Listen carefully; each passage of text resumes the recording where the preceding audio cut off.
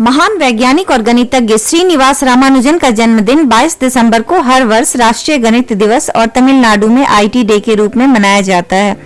उन्होंने 32 की उम्र में गणित के 3900 सिद्धांत बनाए, जिससे गणित के सवाल हल किए जाते हैं। वर्ष 1919 में उन्होंने एक सिद्धांत की खोज की जिसे मॉक थीटा फंक्शन कहते हैं।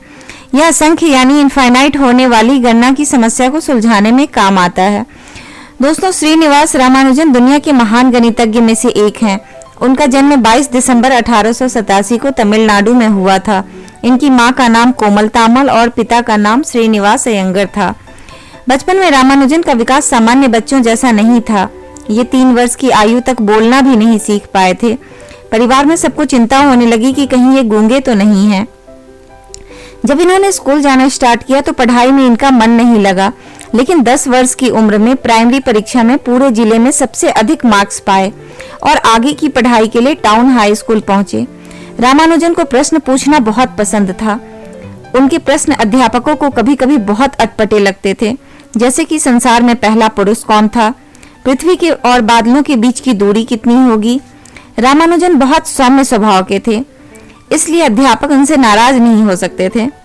इन्होंने स्कूल के समय में ही कॉलेज लेवल के मैथ्स को पढ़ लिया था। हाई स्कूल की परीक्षा पास करने के बाद इन्हें छात्रवृत्ति मिली और आगे कॉलेज में प्रवेश भी मिला। रामानुजन का गणित के प्रति प्रेम इतना बढ़ गया था कि वे दूसरे विषयों पर ध्यान ही नहीं देते थे। नतीजा यह हुआ कि 11वीं कक्षा में गणित छोड़कर सारे विषयों में फेल हो गए और परिणाम स्वरूप उनकी छात्रवृत्ति मिलनी भी बंद हो गई। रामानुजन के लिए यह बड़ा ही मुश्किल समय था। एक तो घर की स्थिति खराब थी, ऊपर से छात्रवृत्ति मिलनी भी बंद हो गई। घर की स्थिति सुधारने के लिए उन्होंने गणित की ट्यूशन लेनी शुरू कर दी। कुछ समय बाद 1907 में रामानुजन ने फिर से 12वीं कक्षा की प्राइवेट परीक्षा दी और फेल हो गए। विद्यालय छोड़ने के बाद का 5 वर्ष का समय बहुत ही हताशा भरा था। नामगिरी देवी रामानुजन के परिवार की इष्ट देवी थी। उनके प्रति अटूट विश्वास ने उन्हें कहीं रुकने नहीं दिया। वे इतनी विपरीत परिस्थितियों में भी गणित के अपने शोध को चलाते रहे। वर्ष 1908 में इनकी शादी जानकी नामक महिला से हुई। विवाह के बाद इन्होंने नौकरी की तलाश शुरू कर दी।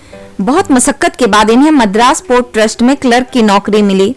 नौकरी में काम का बोझ ज्यादा नहीं था, इसलिए इन्हें गणित के लिए पर्याप्त समय मिल जाता था। इनका गणित के प्रति इतना प्रेम था कि रात भर जाग जाग कर सूत्र लिखा करते थे। श्रीनिवास रामानुजन अंग्रेजी गणितज्ञ G.H. हार्डी की बुक ऑर्डर ऑफ इन्फिनिटी से बहुत प्रभावित हुए और साल 1913 में उनको एक पत्र लिखा। G.H. हार्डी ने रामानुजन को इंग्लैंड बुलाया। वहां उन्हें कोई विशेष परेशानी नहीं हुई। इंग्लैंड की यात्रा से उनके जीवन में क्रांतिकारी परिवर्तन आया। वहां उन्होंने प्रोफेसर हार्डी के साथ मिलकर उच्च कोटि के शोध पत्र प्रकाशित किए।